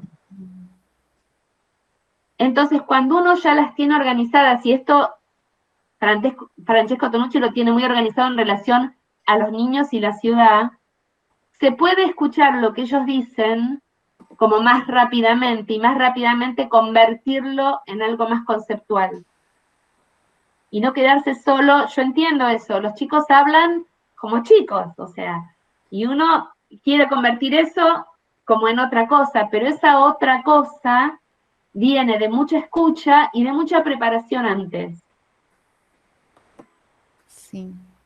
Yo les voy a tratar de encontrar eso para mandárselos y para que, digamos, los chicos finalmente terminaban hablando de cuestiones de seguridad, de cuestiones de juego, o sea, de las cosas que les importan en su vida. Cómo sentirse cuidados, cómo poder jugar libremente, cómo encontrarse con amigos. Esto de los secretos, por ejemplo. Los chicos decían que en las plazas les gustaría tener lugares donde contarse secretos. Por eso me remitía mucho siempre a estas cuestiones de la poética del espacio de Bachelard, porque finalmente, ¿qué es eso de cuando uno de los chicos dijo, en una plaza tiene que haber como unos arbolitos que permitan que nos escondamos un ratito, le cuente un secreto y ya, no era un lugar para desaparecer atrás o que no los vieran, era un ratito de anonimato. Chiqui González, que es la que organizó muchas de estas actividades en Rosario, dice el derecho a la penumbra. Sí. O sea, que los chicos solicitan derecho a la penumbra, no estar todo el tiempo así como vigilados y... Esas cosas se aprenden con ellos, o sea que yo creo que seguramente ustedes deben tener un montón de esos aprendizajes y están como tanto tiempo en contacto con esto que los chicos dicen. Pero eso después hay que convertirlo en acción, si no, queda solo en lo que dijeron. Pero es un trabajo de convertir eso que los chicos dicen en unas categorías un poquito más generales, y a nosotros nos ayudaba mucho el saber de la arquitectura y el urbanismo para esto. Nos sirvió mucho de marco para entender lo que es la vida en las ciudades, o esto que yo les contaba de Manuel Delgado, la sociología en las ciudades. O sea, para mí leer esos autores me da esas categorías que me permiten anclar eso que es dicho en unas categorías un poquito más conceptuales. Certo.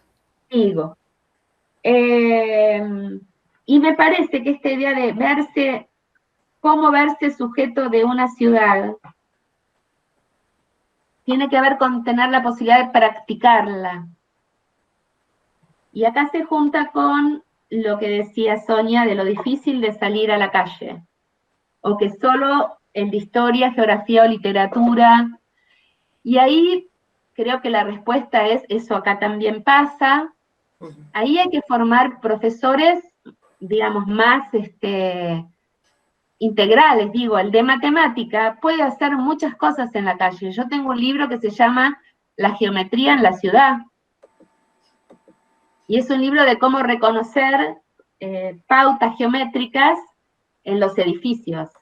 O sea que el de matemática podría perfectamente salir a dar vuelta con los chicos y trabajar cuestiones de aritmética y de geometría en la ciudad. O sea, no todo es patrimonio urbano, digo, se pueden hacer muchas cosas con la ciudad. En las ciencias naturales también. Creo que lo que tienen que tener a veces son tal vez ejemplos, o sea, tal vez sí, si desde la universidad ustedes pueden armar como un banco de buenas prácticas conceptuales que refieren a distintas áreas de conocimiento, este puede ser un camino. A veces yo creo que no es que no lo hagan porque no quieren, sino porque no se les ocurre. No se les ocurre qué podrían hacer si salen con los chicos, vinculado con lo que ellos saben hacer. Entonces, es lógico que el de historia, geografía o literatura, porque sus saberes cotidianos enseguida encuentran anclaje con ciudad. En cambio, tal vez el de matemática no. El de naturales me extraña, porque el de naturales tiene toda la naturaleza en la ciudad para trabajar, o sea, seres vivos, fauna y flora. Pero entiendo que por ahí otras áreas no. Pero yo creo que organizar ejemplos y buenas prácticas de cómo aprovechar los recorridos por la ciudad para distinta clase de contenidos puede ayudar en ese sentido. No sé si contesté todo. Ah, lo de las periferias, que preguntaste. Nosotros juntábamos niños de distintos barrios o zonas, no los llevábamos. Juntábamos y ese conocimiento del espacio del otro se daba en esos encuentros. Pero no tuvimos experiencia de llevarlos a otros lugares. Digamos, los consejos de niños son lugares fáciles para alojar eso porque un consejo invita a otro. Entonces yo, como recomendación diría, tiene que haber como una instancia de recibimiento en esa periferia que aloje a los que van a conocerla, para que sea una experiencia, un centro cultural, un lugar, digamos, que los pueda como albergar y además les transmita la pasión de ese lugar, porque yo creo que lo que pasa cuando uno va a una periferia que no conoce, es que puede tener una sensación de rechazo, o sea, entonces ahí hay que encontrarse con los que aman ese lugar, con los que defienden ese lugar.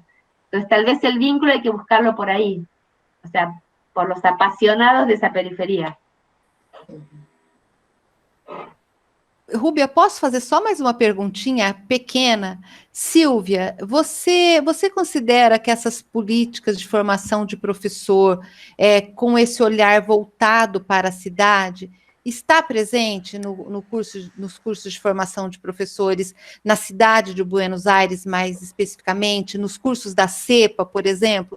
O meu grupo, em 2017, nós estivemos aí, fomos conhecer o trabalho da CEPA, né? Fomos em Flores, conhecemos algumas escolas. Então, eu queria saber se essas questões que você está colocando, se você vê isso trabalhado dentro da CEPA, principalmente, né? E só para você dar risada, quando a gente nós fomos para Buenos Aires e fomos participar de um evento que acontecia numa outra cidade, eu não me lembro o nome, Mar del Plata, né? Não. La Plata. La Plata, não, Mar del Plata. Acontecia em Mar del Plata, mas nós achamos que era La Plata.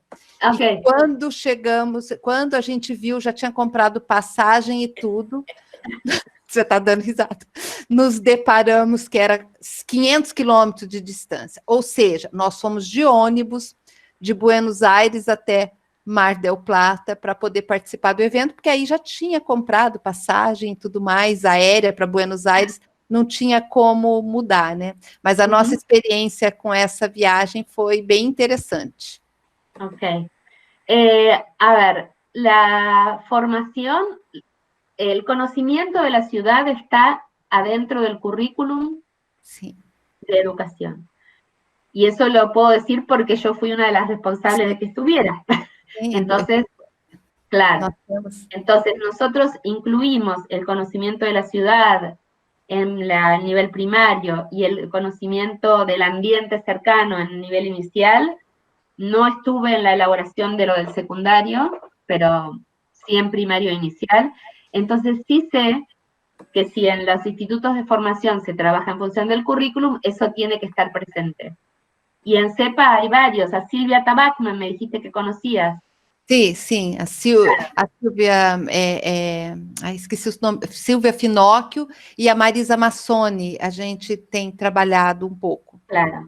Pero en CEPA, que está la gente, digamos, muchos con los que escribimos el currículum, hay cursos que tienen que ver con el conocimiento de la ciudad, sí. O sea, eso es parte de la formación básica y de la formación continua. Certo, obrigada, Silvia. Rúbia, quer perguntar? Está na fila? Tem mais alguém, Luiz? Porque a gente já está... Então, gente, quando a Rúbia terminar, quem quiser fazer pergunta, se inscreve, senão não dá mais, tá? Rúbia. Silvia, é um prazer estar falando com você. Estou escrevendo minha tese do doutorado e tenho utilizado muito a sua bibliografia, mas muito mesmo. Eu queria te perguntar uma coisa. A Sandra falou, né, dessa questão de nós nos prepararmos mais com as crianças para ir para as ruas, né? E eu concordo com o que ela falou, né, porque muitas vezes a gente está numa situação da rua e fala, puxa, mas depois que passa, você vai refletir e fala, não, mas eu deveria ter preparado de uma outra forma. Mas, por outro lado, enquanto nós estamos na rua, nos lugares que nós planejamos, né, que tem uma ação, uma intencionalidade, aquela ação ali que nós estamos pensando, acontecem muitas coisas pelo fato de nós estarmos ali. Então, são encontros, né, são situações sociais que acontecem na cidade, que as crianças presenciam. E aí, quando a Sandra fala que a gente tem um montante de dados para trazer, eu penso que é nesse sentido, porque isso vai aumentando os dados que nós temos que interpretar. Então, eu queria que você me falasse como fazer dar esse equilíbrio entre aquilo que nós planejamos e aquilo que vai acontecendo pela nossa inserção na rua, né? E em que medida também isso não é importante aparecer no trabalho? Em que medida é importante que apareça, dijiste? Não, que medida isso é importante que se apareça no trabalho? O equilíbrio entre o planejado e o inusitado. Bien. Aquele que... Planejado e inusitado.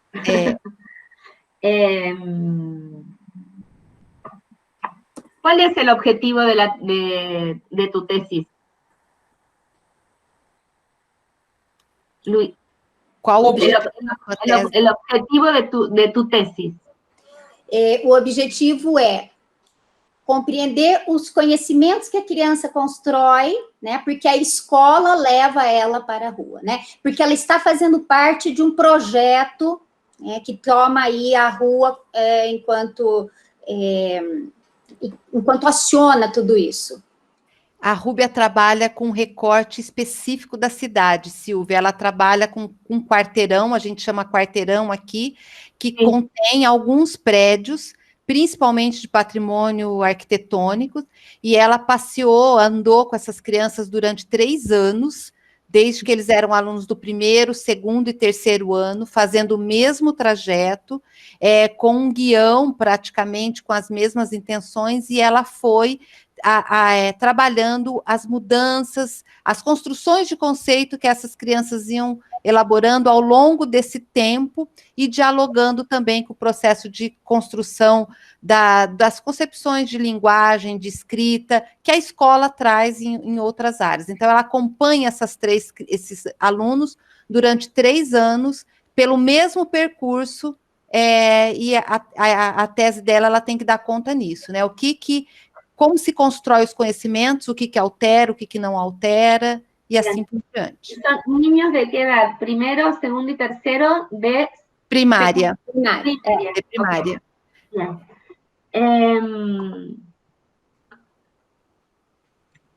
A ver, yo creo que en una tesis lo más importante es lo planificado, o sea, es esa idea que vos tenías... esa idea que vos tenés originaria y que te lleva además a desarrollarla durante 3 años y seguramente en ese transcurso se ratifican o no algunas de esas ideas de lo que estaba planificado. Sí. Pero me parece que el eje tiene que ser lo planificado. En todo caso, lo inusitado o lo que aparece como... es como que yo haría como un capítulo al final. Olha. Es como me preguntó Luis, o sea, yo ahora podría hacer un capítulo incorporando los autores que él me dijo para hacer dialogar con eso que ya dije. O sea, yo creo que seguramente esas ideas de lo que vos planificaste son muy sólidas y seguramente encontraron estos 3 años un montón de derivas desde los mismos niños y desde tu mismo saber, pero yo no modificaría eso inicial. En todo caso, vería qué pasa trataría de analizar por qué algunos datos se resisten a esa planificación. Si es que hay una lógica en esa resistencia. O sea, si lo inusitado resiste porque sí, de modo anárquico, o empiezo a darme cuenta de que eso que resiste también sigue como un patrón. Ahí entonces me parece que sí debería incluirlo. Pero si no, no. Porque siempre hay más autores, como dice Luis. Siempre hay más. Entonces... Silvia, nós estamos trazendo isso para a pesquisa, para a discussão, chamando de relações. As relações que se estabelecem por esse estar na rua, né, com os outros atores, por exemplo... Bueno, yo ahí te recomiendo el material que yo les decía de Manuel Delgado, no sé si lo... No, no tengo. Bueno, yo después te voy a enviar bien el nombre del libro, ¿sí? Sí. Porque es todo un libro que analiza los encuentros de la gente en la calle. Y es un esquema conceptual acerca de la sociabilidad en la calle. Interessante, eu acho que vai nos ajudar. E essa questão de a ideia que você deu de agrupar o inusitado num capítulo, nos dá uma liberdade que a gente não teria junto ao restante do estudo que já está desenhado. Ganhou o dia, Rúbia. Aliás, a fala da Silvia Foi um presente certeza. foi um presente para você, né? Com Vários certeza. pontos que Muito você obrigada. abordou hoje, a gente vem conversando, é porque a gente usa muito o teu material também, né? Então, gente, mais Muito algum? obrigada, Silvia. Suerte. Voy a tratar de enviar ese material de las Sim, ideas de los niños que por ahí te sirva. tá. Tem, Pessoal, tem a fala da Sônia, né, que diz que tem alguns desses materiais que ela vai xerocar e vai mandar para você compartilhar com a gente. E a fala da Emanuele, que eu não sei qual grupo de pesquisa que ela se refere, se é o grupo de pesquisa na Argentina, pedir para ela abrir o microfone e perguntar, se possível. Tá, Emanuele, Oi, pergunte. tudo bem? Deixa eu abrir Tudo bem. conversando com vocês. Não, assim, ó, primeiramente agradecer, né? Eu estou participando os 3 dias, estou quietinha, aprendendo muito. E eu fiquei muito curiosa, prof. Sandra, de passar o nome do teu grupo, porque assim, ó, eu sou daqui do Rio Grande do Sul, de Rio Grande, né? E eu tenho a minha dissertação, ela vai com esse viés da cidade, só que a gente foi para um olhar um pouco diferente, né? A gente foi, no momento, eu já defendi ela faz 2 anos, a gente foi conversar com os professores da minha cidade para entender que tipo de cidade eles apresentavam para as crianças do ensino fundamental. Né? A gente, obviamente, eu queria já conversar com as crianças, né? Minha orientadora, nós vamos fazer diferente. Antes de conversar com as crianças, vamos entender que material, que linguagem os professores usam. E aí, na ocasião, a gente descobriu que eles apresentavam uma cidade totalmente histórica e turística, né? E o aluno não era nem um pouco protagonista. Agora, semana que vem, eu estou fazendo processo de seleção para o doutorado e eu vou com esse olhar, né? Agora, escutando a prof. Rubia falando também, fiquei pensando em muitas coisas, a professora Silvia, e eu fiquei curiosa de conhecer um pouco mais do grupo de pesquisa de vocês, de ler o material e tudo mais. Sim. Seja bem-vinda, venha. Silvia, com certeza, em 2021 estará aqui com a gente, pode ter certeza. Vamos planejar e sonhar. E que bom, né? Porque você vê, né, Emanuele, a pandemia, ela nos restringiu de tantas coisas, mas talvez se não fosse a pandemia, a gente não estaria aqui nesse movimento, que também é uma forma de se aproximar, né? Não tem o pãozinho de queijo de Minas, não tem o cafezinho gostoso de Londrina, mas a gente está junto da mesma forma, né? Então, assim, Silvia, eu queria agradecer muito você, muito mesmo. Foi assim no carão que eu fui lá te convidar, falar, vem passar uma tarde aqui com a gente, né? Eu quero estreitar e gostaria muito que você aceitasse, né, participar, trocar mais ideias com a gente, né, nos orientar também em alguns pontos da pesquisa, né? Foi um prazer passar essa tarde junto com você, eu tenho certeza que muitas coisas ainda a gente vai desdobrar em conversas, né? E minha colega... No, yo también la pasé muy bien, eso quería decir. Sim. Sônia. Não, foi maravilhoso, muito inspirador, né? O que me encanta, às vezes, em algumas conversas e me desanima em outras, tem a ver com a potencialidade da inspiração. Você nos trouxe uma fala muito inspiradora. E eu quero te agradecer e te mandar um abraço e te felicitar por um trabalho muito lindo, muito lindo. Isso mesmo. Gente, vamos abrir as nossas câmeras para tirar a nossa foto, porque é o que nos resta, Silvia. É assim que a gente tira as nossas fotos agora, né? Quem pode fazer o print? Eu não sei fazer. Quem faz aí? Podemos tirar? Peraí. Tá. A Emanuele perguntou o nome do grupo, né, Emanuele? É História e Ensino de História. Esse grupo já é quarentão, por isso que ele tem esse nome. Quarentão já. Vou aqui a tela para tirar, peraí, só um segundo. O Luiz está tirando a foto. E palmas para a Silvia. Palmas para ustedes. No, yo quería decir antes de despedirnos que no en todas las universidades se trabajan estos temas, así que yo los felicito a ustedes. Entiendo la dificultad,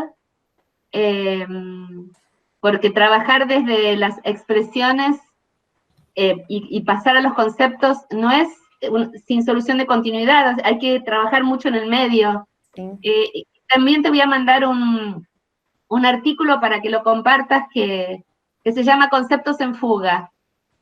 Que tiene que ver justo con cómo se pasa de las experiencias y vivencias con la ciudad. Es un trabajo de formación con docentes. De lo que los docentes dicen de la ciudad y de sus recuerdos y cómo era su ciudad, a encontrar conceptos para enseñar la ciudad. Y eso es un salto que durante el salto es la construcción. No se pasa sin más. Entonces es el mismo problema que ustedes transmitieron de cómo hacer con la cantidad de datos. Así que tal vez eso les pueda servir. Sim. Mande sim, Silvia, porque a gente vai usar bastante. E Sônia, você também, por favor, compartilhe a bibliografia que você falou que tem, tá bom?